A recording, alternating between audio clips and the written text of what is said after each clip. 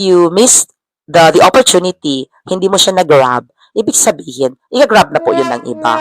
At number 7, frequently asked question. Speaking of iba, since ang dami-dami mga graduates ng EDUC at nakakapasang teachers every year sa LET or board exams, plus yung mga OFW sa teachers na nag-a-apply, so dami ng mga applicants, ma'am, may chance pa ba tayo makuha or magkaka-item pa ba tayo? Kaya baka ang tagal-tagal ng item kasi nga hirap na silang mag-produce ng item para sa atin or kumuha ng item sa schools.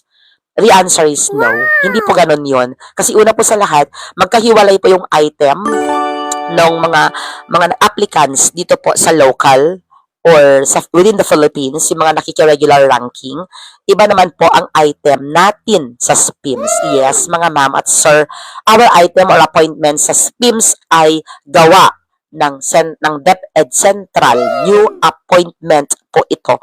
New item po ito. Hindi po ito kaagaw. May mga nagmamarunong kasi dyan, si Razay, nagmamarunong kazay, na nagsasabi kasi na kaagaw daw ng mga SPIMS applicants yung mga nakiki-regular ranking. So, hindi po. The answer is no, no, and no. Kasi po, new item, newly created po ang ating mga items sa SPIMS. Galing po yan straight from the DepEd Central.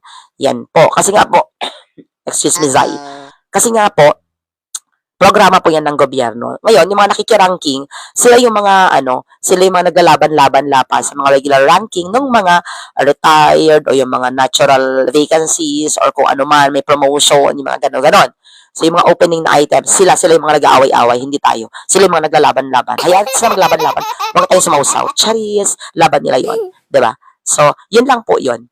Hindi po tayo kaagaw. Magpo-produce sila ng bagong item para po sa atin. Kasi nga po, program po yan ng government. Yun naman yung privilege natin na